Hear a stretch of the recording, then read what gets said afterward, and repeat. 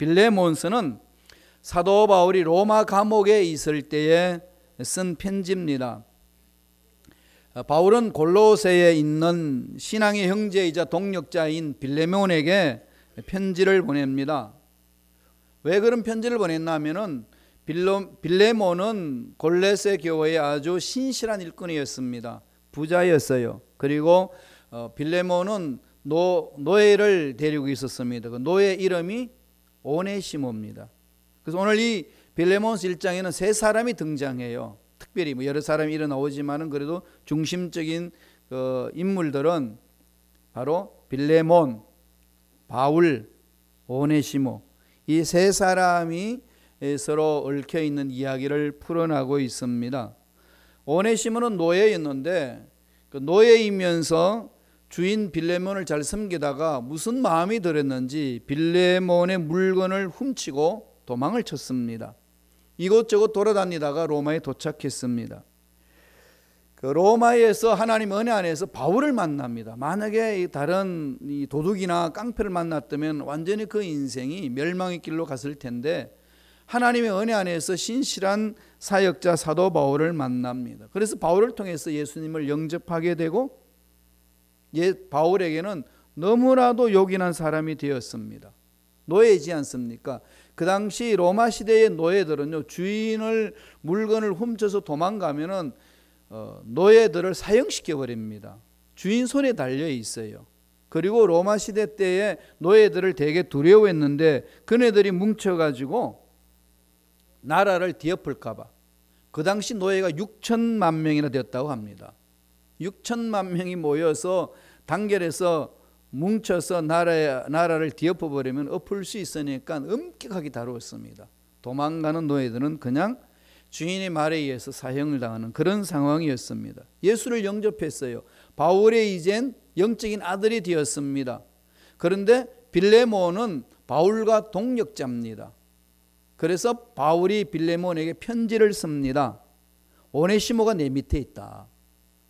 오네시모가 너의 물건을 훔쳐서 도망간 걸로 알고 있는데 지금 나한테 와서 지금 나를 돕고 있다. 그러니까 하나님의 사랑으로 네 물건을 훔치고 도망간 이 오네시모를 좀 받아줬으면 좋겠다. 이런 편지입니다. 그래서 편지를 보내면서 오네시모를 다시 되돌려 줍니다. 돌아가도록 그렇게 합니다. 도망쳐 나왔던 오네시모가 바울이 편지를 써주니까 그것을 가지고 이 빌레몬에게 찾아갑니다. 놀라운 일들이 일어나는 거죠. 어떻게 될지 모르는 상황 속에서 그렇게 가고 있습니다.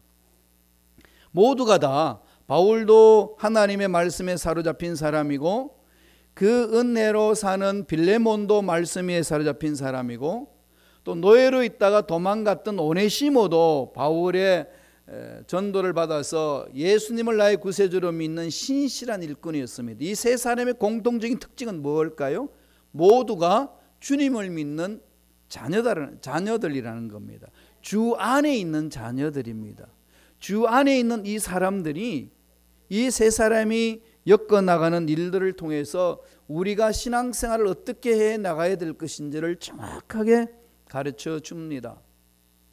주 안에 있는 사람들은 어떤 삶을 살아나갈까요? 또 나가야만 될까요? 세 가지로 우리에게 가르쳐 줍니다. 첫째로 주 안에 있는 사람들은 먼저 마음의 치유가 일어난다는 겁니다.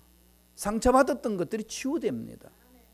원한들이 풀어지고 억눌렸던 것이 회복되는 그 능력을 맛본다는 얘기입니다. 바울, 빌레몬, 오네시모 이 세 사람 보세요. 각자 처해진 상황을 바라보면은 다들 마음 하나 편안하게 지낼 수 있는 사람은 아니었습니다. 이 당시 바울은 로마 감옥에 사로잡혀 있었어요. 언제 사형당할는지 모를 그런 상황에 있습니다. 이때 나이가 들었어요. 그래서 옥바라지를 해주는 사람이 오네시모입니다. 그 당시 바울이 갇혀져 있던 그 감옥은 지하 감옥이 아니었고 로마의 가택, 그러니까 집에 이렇게 가택연금을 하는 그 정도의 자유를 갖고 와서 면회도 할 수 있게끔 그렇게 했습니다. 집에서만 있도록 만들어줬습니다. 그렇지만 나이가 늙었어요. 평생 주를 위해서 헌신했던 사도 바울의 삶이 말년에 감옥 생활입니다. 이런 감옥 생활하는 바울의 마음, 어떻게 보면은 되게 초라하지 않겠습니까? 스스로 생각했을 때 되게 비참하다고 느끼지 않겠습니까? 전능하신 하나님, 주를 위해서 일평생 헌신했는데 결과적으로 내 인생이 여기서 끝나야 합니까? 라고 인간적으로 생각한다면 얼마나 투덜댈 수 있고 얼마나 원망할 수 있겠습니까? 그런 상황이었던 바울이 전혀 그러지 않습니다. 빌레몬스 1장 8절 9절에 보면은 이러므로 내가 그리스도 안에서 아주 담대하게 내게 마땅한 일로 명할 수도 있으나 도리어 사랑으로서 강구하노라. 나이가 많은 나 바울은 지금 또 예수 그리스도를 위하여 갇힌 자 되어, 1900년 전 이야기 아니겠습니까? 그 2000년이 되는 그 상황입니다. 수많은 매질을 당했고 수많은 고난을 받았고 수많은 모함을 받았고 수많은 선교 여행을 하면서 정말로 초췌한 늙은이의 모습입니다. 편지 쓰는 순간도 로마 감옥에 있는 그런 상황 아니겠습니까? 볼품없고 지칠 대로 지친 나이 많은 바울이었습니다. 그러면서 표현하기를 나이가 많은 나 바울은 지금 또 예수 그리스도를 위하여 갇힌 자 되어 그럽니다. 우리가 봤을 때는 그 마음의 기쁨도 잃어버릴 수도 있고 우리가 봤을 때는 좀 처량한 그런 신세의 상황에 놓여 있는 신세 한탄하게 딱 쪼는 그런 상황입니다. 그럼에도 불구하고 바울은 그 마음속에 복음에 대한 열정이 뜨겁습니다. 그리고 오네시모 노예가 예수 그리스도를 믿어 하나님 자녀가 되었다는 사실에 대해서 감격하면서 어떻게 하든지 이 아들을 살려내야 된다는 그 열정이 있습니다. 바울은 그랬어요. 빌레몬은 또 어떠합니까? 빌레몬은요 인간적인 배신감에 치를 떨고 있지 않겠습니까? 오네시모 그것도 자기 재산을 가지고 도망간 노예입니다.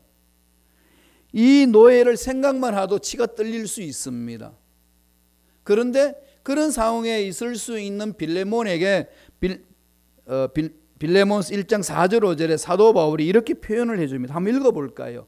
빌레몬의 인품이 여기 들어있습니다. 다 같이 읽습니다. 내가 항상 내 하나님께 감사하고 기도할 때에 너를 말함은 주 예수와 및 모든 성도에 대한 내 사랑과 믿음이 있음을 들음이니. 예수와 모든 성도에 대한 사랑과 믿음이 대단한 사람이다. 이 노예 잡히게만 해봐라. 2달이 내가 분질러 놓을게. 너 평생 한번 고통당해봐라. 이런 어떤 포악한 주인이 아니라 사랑과 믿음에 대해서 탁월하다는 겁니다. 바울이 그것을 알고 편지에다가 그것을 먼저 들추어냅니다. 내가 이때까지 들었다. 그리고 내가 너를 아는데 너에 대한 나의 믿음 나도 흔들리지 않기를 바란다. 물론 너는 배신감을 느낄 수 있었겠지만은 그러나 하나님의 사랑을 체험한 너로서 그 배신감을 충분히 뛰어넘을 수 있는 사랑과 믿음이 있는 줄 아노라. 이 바울의 평가를 그에게 줍니다. 그러니까 빌레몬은 노예가 자기한테 배신했다는 그 생각에 치를 떨고 한을 품고 만나기만 하면 죽여버리겠다 이런 게 없다는 겁니다. 왜 그랬을까요? 무슨 힘일까 이게? 이걸 우리가 좀 깊이 생각해야 되지 않겠습니까? 크고 작은 일들이 일어날 때 여러분 마음이 어떻게 합니까? 가슴이 두근방, 세근방 막 부글부글 끓지요. 만나기만 해봐라. 그 인간만 생각하면 그냥 얼굴이 빨개지고 이럴 수 있는 상황이 놓여지잖아요. 예수 믿는 저와 여러분에도 그럴 수 있습니다. 근데 예수를 잘 믿는 빌레몬은 그게 없다는 겁니다. 예수 안에서 뭐가 있었을까요? 치유가 있었지요. 하나님의 사랑을 체험한 빌레몬의 그 마음에는 이 치유가 있는 것을 바울의 평가를 통해서 볼 수 있습니다. 오네시모를 볼까요? 이 사람 어떤가요? 오늘날 우리 현대인들의 자아상 같지 않습니까? 욕망을 쫓아 과감하게 뭔가를 일을 저질러 보는 것. 그렇지만은 정치는 없고 불안하고 두렵고 만족은 없고 고통에 빠진 우리의 모습을 이 오네시모를 통해서 볼 수 있지 않나요? 재산을 가지고 그 당시 대도시, 오늘날 말하면은 아메리카 드림을 갖는 거예요. 미국 가면은 멋지게 내가 한번 살아버리겠라 하고 달려왔지만은 막상 한국을 떠날 때의 삶과 너무 다른 삶이 펼쳐질 때 오는 그 허탈감이 이루 말할 수 없지 않습니까? 지금 오네시모가 그렇습니다.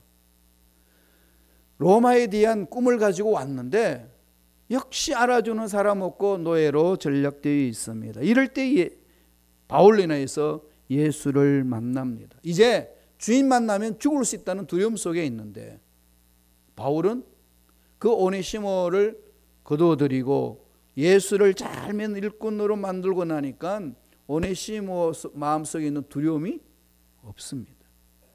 돌아가라, 편지를 써줄게. 오네시모는 두려워하지 아니하고 모든 것을 하나님의 사랑 안에서 모든 것이 회복될 것이라는 믿음으로 그냥 순종하면서 주인한테 갑니다. 그게 빌레몬서의 내용입니다. 이런 오네시모를 통해 가지고 오늘날 우리 속에 하나님이 주시는 메시지가 있습니다. 빌레몬 속에 다 들어있잖아요. 이 세 사람이 서로 관계 보니까 서로 신뢰하고 있죠. 서로 믿어주고 있습니다. 서로 세워주고 있습니다. 바울은 비록 병들고 갇혀있는 노구의 몸이지만은 기쁨과 확신으로 차 있습니다. 사랑하는 형제와 성도들의 순종과 사랑의 열매가 넘쳐난다는 것을 생각하면서 기뻐합니다. 배신당한 주인 빌레몬, 그에게 오히려 바울은 용기를 불어넣어주고 너의 믿음과 너의 사랑이 그 골로새 교인들에게 다 소문이 나 있다. 너무 아름답다. 칭찬을 듣게 합니다. 오네시모, 주인한테 잡히면 사형당할 수 있는 처지에 있음에도 불구하고 전혀 거기에 대해서 요동하지 아니하고 평안한 마음을 가지고 주인에게로 돌아갑니다. 바울이 빌레몬에게 지금 오네시모가 어떤 사람인지를 편지를 써서 보내는 내용이 1장 11절과 12절에 있습니다. 한번 읽어보실래요? 다 같이 천천히 읽습니다. 그가 전에는 너에게 무익하였으나 이제는 나와 내게 유익함으로 내게 그를 돌려보내노니 그는 내 신복이라. 지금 바울은 확신을 갖고 있는 거죠. 오네시모를 돌려보내면 빌레몬은 반드시 받아줄 것이라는 확신, 그 빌레몬에게는 그런 믿음이 있고 성숙한 믿음이 있다는 것을 확신하고 있고, 또 오네시모는 빌레몬에게 보내면 중간에 도망가는 오네시모가 아니라 끝까지 빌레몬에게 갈 수 있다는 확신을 갖습니다. 이런 확신이 도대체 어디에서 일어났을까요? 어떻게 이런 확신을 가질 수 있을까요? 인간의 마음은 수시로 변하는데 어떻게 이런 확신을 가질 수 있을까요? 용납하고 용서했던 이 힘이 어디서 나오나요? 바로 예수 그리스도 십자가의 은혜입니다. 예수 그리스도 십자가의 은혜를 아는 자의 삶은 세상에 어떤 문제가 있든 어떤 환경이 있든 어떤 위치에 있든 그것 때문에 마음이 흔들리는 자가 되지 않는다는 사실입니다. 예수 그리스도의 십자가의 은혜, 사랑의 복음이요 용서의 복음이요 용납에 대한 확신을 주는 것 아니겠습니까? 바로 종으로 가는 것이 아니라 이제는 형제로 받아들여라. 그 말을 빌레몬이 듣고 순종을 합니다. 복음은 이렇게 강합니다. 복음은 사람을 바꿔놓습니다. 사람 마음의 상처를 치유합니다. 그러기에 이 세상에 어떤 문제가 있든 어떤 환경에 놓여 있든지 간에 우리를 두려워하지 않고 담대하게 만들 수 있는 것은 십자가의 복음이라는 사실입니다. 십자가의 은혜를 체험한 자의 삶에는 기쁨이요 평강이요 늘 살롬이 넘쳐나는 겁니다. 예수 그리스도를 믿고 한 게 확 바뀌어지는 것도 아닙니다. 오네시모는 노예는 노예였어요. 그래도 불구하고 그 마음속에 뭐가 있나요? 평강이 있습니다. 예수 그리스도의 십자가의 은혜는 사람을 바꾸면서 환경을 바꾸는 거지, 상황과 환경을 바꿔놓고 사람을 바꾸지 않습니다. 하나님의 나라는 내가 바뀌어짐으로 다른 사람이 환경이 바뀌어지는 겁니다. 여러분 이런 간증을 많이 하시잖아요. 우리 목사님들이 참 유명한 목사님도 그 간증을 하셨는데, 소천하셨어요. 이중표 목사님이라고 한국에 한신교회 있고 별세 신학을 강조하신 분인데, 그분이 교회 부임하고 나서 목회를 하는데, 그 목회하는데 가장 가시처럼 자기를 괴롭히는 사람이 한 분이 있었어요. 그 사람이 그 교회 시무장로님이었어요. 그 순간을 대하는 순간에 금식하면서 부르짖기 시작합니다. 하나님의 놀라운 능력으로 이 금식 속에 임하시사 저 인간 뒤집어 놓겠습니다. 그랬더니 마음속에 안 될걸? 그런데 하나님의 능력이 왜 안 됩니까? 야, 나도 십자가에 죽었다. 금식 끝나고 나서 내린 결론이 네가 죽어라. 사람들이 이렇게 아멘 한다니까 자기는 안 죽으려고 그래. 자기 죽는다는 거죠? 그럼요. 맞습니다. 내가 죽으면 돼요. 예, 내가 죽는 겁니다. 내가 변화되면은 다른 사람이 변화되고 환경이 변화됩니다. 복음은 그런 사람을 변화시키는 능력이 있습니다. 복음을 생각할 때마다 말라기를 즐겨하는 이야기가 하나 있습니다. 여러분 잘 아시는 분이잖아요. 김익두 목사님. 들어보셨죠? 그는 1847년 황해도 안악에서 출생했는데요. 부친 일찍 돌아가셔가지고 부자였는데 갑자기 재산이 다 이렇게 허물어지고 시작합니다. 그러다가 사기꾼한테 당해가지고 재산을 다 탕진합니다. 그리고 한양에 올라와서 이 과거 시험을 보고, 그래서 그 과거 시험을 해서 그 나라에 들어가려고 그랬는데 과거 시험에도 떨어집니다. 그리고 얻은 게 뭘까요? 주색 잡기로 방탕합니다. 그러니까 남을 괴롭히는 불량배입니다. 평양에서 유명한 깡패가 누구냐? 김육두였습니다. 그러니까 사람들이 지나가다가 늘 이렇게 두 손 모아 비는 것이 오늘도 호랑이 익두인지 억두인지 만나지 않게 하여 주옵소서. 이걸 부르짖었대요. 그 유명한 김익두가요, 가는 것만 다 뺏는 거예요. 그러니까 그 별명이 뭐냐? 김내놔라 이겁니다. 무조건 내놔라는 거예요. 그 인간이 1900년도에 미국 선교사 스왈렌 선교사의 전도지를 듣고 그 스왈렌 선교사를 만나 설교에 감동을 받습니다. 예수를 믿습니다. 교회에서 신앙생활을 시작합니다. 1년 후에 침례를 받고 너무 감동이 돼가지고 성령이 이끄시는 대로 그 당시 1910년도 평양 장로회 신학교를 졸업하고 목사가 됩니다. 이미 그때 성경을 백독했다고 그럽니다. 180도 뒤집혀진 거죠. 그래서 장로회에, 예수교 장로회에 9대 총회장을 하셨고 서울 남대문 교회에 명예목사로 초빙을 받았고 전국 각지에서 부흥성에 인도해달라고 요청을 해가지고 그 깡패 출신이 집회를 했는데 776회나 했고 설교를 한 숫자를 세는데 28,000번이나 했고 교회를 150개나 개척을 했고 병자 치유를 1만 명이 넘는 그런 병자를 치유했는 능력의 사역자가 되었습니다. 누가 이렇게 변화시키나요? 그리고 결국은 6.25 사변 일어나자 다시 교회로 돌아가가지고 북한으로 들어가가지고 1950년 10월 14일 50명 신도와 함께 새벽 기도를 하다가 공산당에게 총살당합니다. 순교를 합니다. 복음의 능력을 전혀 알지 못했던, 그리고 자기 뜻대로 세상이 안 된다고 그냥 세상을 자포자기하면서 깡패 노릇했던 그가 하나님의 부르심을 받고 목사로서 180대 삶을 삽니다. 이게 바로 복음의 능력 아니겠습니까? 복음의 능력은 사람을 변화시킵니다. 지금 여러분 처한 환경이 어떠합니까? 인생이 허무하다고 눈물 짓고 있습니까? 배신감 때문에 분노하고 있습니까? 불안과 불면으로 밤을 지새우고 있습니까? 도대체 내 인생에 기뻐할 것이 없다라고 한탄하고 계십니까? 지금 이 환경 속에서 내가 어떻게 한단 말인가? 그냥 주저앉고 있습니까? 언제까지 환경을 탓하면서 연약하다고 그렇게 주저앉아야만 될까요? 기억하셔야 됩니다. 복음은 환경을 바꾸지 아니하고 사람을 바꿉니다.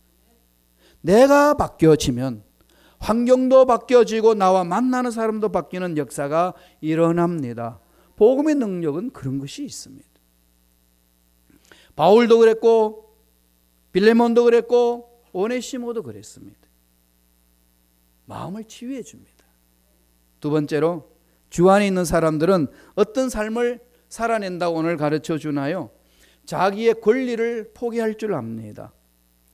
지금 바울이 오네시모를 생각하는 말씀을 찬찬히 한번 뜯어보세요. 복음의 증거자로서 삶의 원리가 뭔지를 정확하게 가르쳐 줍니다. 바울이 오네시모를 위해서 빌레몬에게 간청을 하는 말씀이 있습니다. 지금 바울은 위대한 사도입니다. 그리고 사역을 마무리 짓는 단계입니다. 골로새에 있는 빌레몬은 바울에게 양육을 받은 사람이고 바울과 동력했던 사람입니다. 바울 말 한마디만 하면 순종할 수 있는 빌레몬입니다. 그렇게 신앙이 성숙한 자입니다. 그러면은 야 오네시모 내가 훈련시켜서 내가 보증할게 너 받아. 이 한마디만 하면 되는데 바울은 오네시모에게 그런 명령을 하지 않습니다. 어떻게 하는지 보실래요? 빌레몬서 1장 8절입니다. 다 같이 천천히 읽어볼까요? 한 목소리 읽습니다. 이러므로 내가 그리스도 안에서 아주 담대하게 내게 마땅한 일로 명할 수도 있으나 내가 명령할 수 있는 권한도 내게 있겠지만은 그러나 나 이건 하지 않는다. 오히려 어떻게 합니까? 9절 10절 읽어보실래요? 빌레몬서 1장 9절 10절 읽습니다. 도리어 사랑으로서 강구하노라. 나이가 많은 나 바울은 지금 또 예수 그리스도를 위하여 갇힌 자 되어 갇힌 중에서 낳은 아들 오네시모를 위하여 내게 강구하노라. 바울은 오네시모를 빌레몬에게 다시금 돌려보내면서 요청을 합니다. 명령하지 않습니다. 사랑으로 구걸하는 것처럼 보여집니다. 자기가 할 수 있는 누릴 수 있는 모든 권한을 포기합니다. 뭐라고 이야기를 합니까? 이거 옥에 있으면서 내가 낳은 아들이다. 영적인 아들이다. 너의 노예였는데 너의 재산 가지고 도망왔는데 내가 말씀으로 키웠다. 그렇지만은 너의 허락 없이는 내가 함부로 오네시모를 돌려보낸다 만다 이런 말 하지 않겠다. 네가 판단해라. 그렇지만 네가 받아줬으면 좋겠다. 간청을 하고 있습니다. 마땅히 주장할 수 있는 권리 내려놓습니다. 이게 성숙한 자 아니겠습니까? 신앙의 성숙이란 내가 누릴 수 있는 권리를 포기하는 겁니다. 이게 성숙한 자예요. 오히려 나의 모든 권리를 내려놓고 섬겨주는 겁니다. 예수 안에서 올바로 산다는 것 무슨 뜻이겠습니까? 내 주장을 강조하는 것이 아니라 하나님 아버지의 뜻이 내 삶에 드러날 수 있도록 나의 주권을 포기하고 하나님께 맡깁니다. 이 고백하는 거 아니겠습니까? 이런 자들이 모이는 공동체 어떤 공동체일까요? 능력이 있습니다. 악한 영이 건드리지 못합니다. 여기에서부터 공동체는 시작되어야 된다는 사실을 늘 인식하시기 바랍니다. 그래서 우리는 날마다 십자가에 죽어야 되는 거예요. 날마다 십자가에 죽는 겁니다. 죽은 사람은 말이 없습니다. 내 인생의 문제도 죽었는데 무슨 거기에 대해서 불안과 근심, 염려가 있겠습니까? 내 앞날에 대해서 죽은 사람이 무슨 근심, 걱정이 있겠습니까? 제가 왜 이 말을 하느냐? 지금 김판원 목사 스스로에게 지금 외치고 있습니다. 네가 예수 안에서 죽었는데 무슨 근심, 걱정 그것에 매여 있느냐? 정신 차려. 주님이 그 말씀을 우리에게 던지는 것 아니겠습니까? 바울은 자기가 누릴 수 있는 권리를 포기합니다. 오히려 부탁합니다. 마땅히 주장할 수 있는 상식적인 권리를 내려놓고 강구하는 바울의 모습, 그 속에 빌레몬이 어떻게 했습니까? 감동받는 것 아니겠습니까? 오네시모를 받아주라. 내가 영적으로 키운 영적인 아들이다. 도망친 노예 오네시모를 그냥 형벌로 다스리지 말고 받아주면 좋겠다. 그 당시 공동체, 그 당시 로마 시대에서는 상상할 수 없는 가치관입니다. 세상 가치관을 완전히 뛰어넘는 것 아니겠습니까? 이게 뭘까요? 예수 안에 있을 때 가능한 겁니다. 주 안에 있을 때 가능하다는 사실입니다. 이것은 오늘날 저와 여러분 삶에도 동일하게 적용되는 겁니다. 예수님도 지상에 계셨을 때 이걸 제자들에게 말씀하지 않았습니까? 원수를 사랑하라. 꼭 필요한 속옷을 달라고 그러냐? 겉옷까지 줘버려라. 오리를 가자 그러냐? 째짝이 오리 가면 오리만 가지 말고 심리를 가라. 뺨을 한 대 두들겨 맞았냐? 다른 뺨 내밀어라. 세상을 향해서 반대 정신으로 싸우는 겁니다. 용서받은 종, 이걸로 끝나는 것이 아니라 사랑받는 형제로 두라는 것이 바울의 논리였습니다. 오네시모를 그렇게 받아주라는 겁니다. 이것이 주 안에 있는 성도들의 삶입니다. 주 안에 있는 성도들이 왜 이렇게 살아야 될까요? 모두가 하나님의 사랑이 빚을 졌기 때문에 그렇습니다. 죄로 인해서 영원히 죽었던 우리를 살리기 위해서 독생자 예수도 아끼지 아니하시고 엄청난 대가를 지불하고 우리를 살려주셨습니다. 예수 십자가의 엄청난 대가 지불로 살아났다면 내 마음속에 언제나 우리는 하나님을 향하여서 어떤 마음이 있어야 될까요? 빚진 자의 마음입니다. 어떻게 하든지 내가 하나님의 사랑의 빚을 갚아야지, 이런 것 아니겠습니까? 마땅한 누릴 수 있는 권리를 내려놓고 사랑으로 섬기는 사람, 주 안에 있는 사람들의 모습입니다. 오늘 빌레몬서를 통해서 바울의 모습이 그랬고, 빌레몬의 모습이 그랬고, 오네시모의 모습이 그 속에 담겨 있음을 볼 수 있습니다. 예수 안에 있는 자의 삶의 모습을 가르쳐 줍니다. 순범 시카고의 성도 여러분, 저와 여러분도 이 빌레몬에서 사도 바울이 외치고 있는 이 말씀의 가치, 이 가치관 속에 우리의 삶을 던지는, 헌신하는 일꾼들 되시길 축원합니다.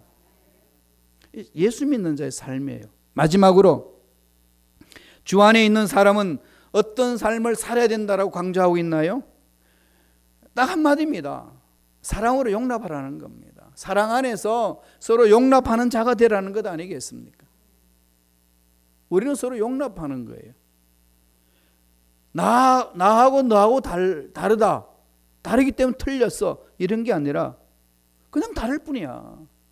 그냥 다른 겁니다. 저와 여러분 다 다른 거예요.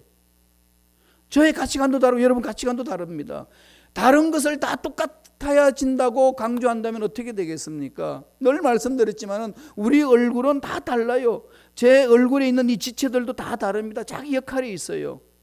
눈, 코, 입, 귀 역할이 있습니다. 입이 가만히 보니까 너무 힘들어 말해야 되고 침 튀겨야 되고, 그래서 눈이 되겠다고 끔뻑끔뻑 하면 되니까 입이 눈이 되겠다 고집해가지고 입이 눈이 됐다고 생각합시다. 그 얼굴은 무슨 얼굴인가요? 괴물입니다. 저와 여러분은 하나님으로부터 받은 게 있습니다. 다른 거예요. 다른 걸 어떻게 하죠? 용납하는 거예요. 하나님의 사랑으로 물들어져 있으면은 다른 것은 다르다고 인정하고 용납해 주면 되는 겁니다. 다 가치관이 다르잖아요. 나 옷 멋지게 차려입고 와가지고 비싼 돈 주고 왔는데, 야, 어떻게 째째째하게 그것을 입고 왔냐? 그러면은 그 돈, 그렇게 처발려 놨던 돈 어디 갔나요? 얼마나 고통스럽겠습니까? 여기서 보면은 우리 권사님들, 우리 집사님들 머리에 파마하고 힘주고 오신 분들 계시는데, 제가 보고 아이고 머리카락이 왜 저러냐, 몇백 불을 주고 파마하고 왔는데 그따구 소리 하고 있으면 속이 얼마나 뒤집혀지겠습니까? 각자의 바라보는 눈이 있는데 그것만이 옳다고 주장할 때는 문제가 심각하다는 겁니다.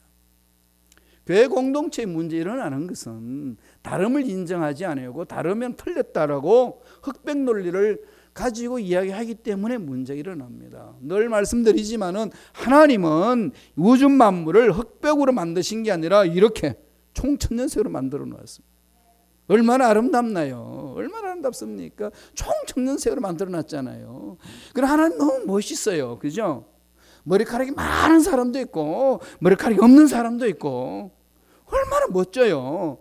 키가 높은 사람도 있고 짜리몽땅한 사람도 있고, 이게 서로 어울려서 조화를 이루잖아요. 이게 하나님이 창조한 섭리입니다. 이 창조의 모습이에요. 그럼 교회 공동체는 어떻게 해야 된다고요? 다름을 인정하는 겁니다. 서로 맞이하는 거예요. 그래서 내가 정말로 보기 싫은 사람을 내가 얼마나 사랑하느냐에 따라서 하나님의 사랑이 어떤지를 측량할 수 있습니다. 그거 기억하셔야 돼요. 왜 그럴까요? 나는 미워 죽겠는데 하나님은 그를 바라보면서 너무 사랑한 나머지 내가 참지 못하겠노라. 몸둘 바를 못 모르겠노라. 그리고 계십니다. 그렇게 바라보는 하나님, 그렇게 바라보는데 내가 보기에는 꼴불견이야. 하나님 뭐라고 그러겠어요? 잘났다. 돌이키라는 것 아니겠습니까? 원리는 간단합니다. 오늘 바울도 그렇게 이야기를 합니다. 오네시모를 빌레몬에게 보내면서 야, 오네시모를 좀 받아주라. 어떻게 받아야 되느냐? 정확하게 이야기해 줍니다. 빌레몬서 1장 17절 보세요. 1장 17절 다 같이 천천히 읽어볼까요? 그러므로 내가 나를 동력자로 알진대 그를 영접하기를 내게 하듯 하고. 빌레몬아, 네가 나를 영접하기를 좋아하느냐? 너의 재산을 가지고 도망간 오네시모 내가 훈련시켜서 보내는데 오네시모를 어떻게 받아줘야 되느냐? 나 안 본다고 몽둥이 들고 실컷 두들겨 패고 받아준다 그러지 말고 나를 영접하는 것처럼 오네시모를 영접했으면 좋겠다. 바울은 기준이 어디에 있나요? 네가 나를 사랑하느냐? 그것은 오네시모를 대하는 것만큼 내 사랑이 결정되는 것이다. 그렇게 말하는 거죠. 바울을 생명같이 빌레몬이 사랑했다면은 그만큼 오네시모를 사랑하는 것이 합당하다는 얘기입니다. 정확하게 측정하는 기준은 성서는 늘 그렇습니다. 예수님도 이 땅에서 우리가 주님을 사랑합니다라고 고백하는데 그 사랑의 측정 기준을 어디에 두셨나요? 마태복음 25장 40절의 그 기준을 설명합니다. 이거 놓치지 마세요. 이거 신앙생활이 정말 중요합니다. 마태복음 25장 40절의 내용입니다. 제가 읽어드릴까요? 내가 진실로 진실로 내게 이르노니 너희가 여기 내 형제들 중에 지극히 작은 자 하나에게 한 것이 곧 내게 한 것이니라. 이건 우리 신앙생활의 원리입니다. 무시하지 마세요. 나중에 최종적으로 심판대 앞에 하나님 앞에 섰을 때에 하나님은 이것을 우리에게 묻습니다. 여러분 이 말씀 그냥 흘려보내시겠어요? 힘들다고 어렵다고? 그러면 그럴수록 어디를 가야 되나요? 하나님의 사랑입니다. 하나님의 사랑에 사로잡히고 하나님의 사랑에 이끌림을 받는다면 하나님의 사랑의 힘으로 지극히 작은 자 하나에게 하나님의 사랑을 전해줄 수 있습니다. 하나님 사랑합니다. 목숨 바쳐 하나님 사랑합니다라고 고백할 때에 하나님은 이렇게 묻습니다. 여기 내 형제들 중에 지극히 작은 자 하나에게 한 것이 곧 내게 한 것이니라. 저와 여러분 주위에 지극히 작은 자가 어떤 자가 있습니까? 아니 그냥 솔직한 표현으로 꼴로 보기 싫은 자가 누가 있습니까? 여러분 그에게 마음이 어떻게 주어집니까? 그 마음이 하나님을 향한 마음입니다. 기억하세요. 하나님은 그 마음을 지금 지켜보고 있습니다. 이것은 원리예요. 많은 분들이 이걸 잊고 있습니다. 성도를 어떻게 대하느냐? 죽게 대하듯. 늘 요새 제가 몸부림치는 게 그겁니다. 여러분들을 제가 어떻게 대해야 될까요? 죽게 대하듯. 그게 저의 지금 모토예요. 하나님, 우리 성도님들 정말 제가 주님께 대하듯 대할 수 있는 마음을 주옵소서. 그런 사랑을 주시고 그런 넉넉한 마음을 허락하여 주옵소서. 몸부림칩니다. 아버지의 사랑을 체험한 자의 몸부림 아니겠습니까? 바울은 빌레몬이 오네시모를 영접할 것에 대해서 재차 확인을 합니다. 확신을 갖고 도장을 탁 찍습니다. 그러면서 이렇게 이야기합니다. 빌레몬서 1장 19절이에요. 다 같이 읽어보실래요? 다 같이 읽습니다.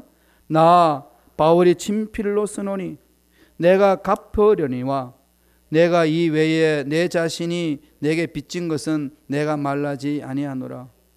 무슨 얘기인가요? 오네시모가 너에게 물질적으로 손해를 끼쳤냐? 나에게 청구해라. 내가 다 갚아줄게. 내가 다 갚아주고 내가 다 해줄게. 지금 이 바울이 오네시모를 빌레몬에게 보내면서 내가 다 갚아줄게. 그러니까 너의 그 마음 내가 맡아서 주겠노라고 이야기를 합니다. 우리 형제 자매와 함께 신앙생활을 해나갈 때 도저히 용서가 안 되는 지체가 있나요? 아무리 애를 써도 용납이 되지 않는 분이 계시나요? 내가 그를 받아주기는 내가 너무 억울합니다. 내가 그를 용납하기에는 나에게 너무 악행을 했습니다. 가슴이 터지고 어찌할 수 없는 그런 상황이 있는 분들 계십니까? 그리고 왜 나만 그 상처를 가슴에 안고 살아야 되는지, 왜 나만 아파하고 참아야 되는지, 이게 내 몫입니까? 라고 부르짖는 분 계신가요? 그런 분이 계시면은 눈을 부릅뜨고 똑바로 한번 쳐다보시기 바랍니다. 저 갈보리 십자가 언덕, 저주받은 십자가 위에서 누가 왜 어떻게 짐승처럼 매달려 피를 흘리고 있는지 십자가를 보셔야 됩니다. 그게 하나님이 주시는 답입니다. 우리는 이미 청량할 수 없는 사랑과 용서와 용납의 빚을 진 자들입니다. 주님이 그랬습니다. 1만 달란트 탕감받은 종이 자유를 얻었더니 나가면서 자기 100데나리온 빚진 자를 용서하지 못하고 괴롭혔습니다. 그를 향하여서 주님이 이런 결론의 말씀을 내립니다. 마태복음 21장 35절이에요. 이것도 마음판에 새기셔야 될 말씀입니다. 마태복음 21장 35절 다 같이 한번 읽어보실래요? 너희가 각각 중심으로 형제를 용서하지 않으면 내 천부께서도 너희에게 이와 같이 하시리라. 무시무시한 말씀이잖아. 이건요, 모든 색연필이 있으면 다 줄치세요. 이건 정말 내 말씀이 되어야 됩니다. 우리는 값없이 용서를 받았고 하나님 값비싼 대가로 지불하여 수를 살려주셨습니다. 주 안에 있게 하셨습니다. 주 안에 있는 자는 마음의 상처를 치유받게 하고 사람이 변화되도록 만들어 주십니다. 관계를 회복시켜 줍니다. 그리고 품고 용납하고 세워줍니다. 하나님의 사랑을 체험한 자의 삶입니다. 이 삶이 저와 여러분의 삶이 되기를 간절히 축원합니다.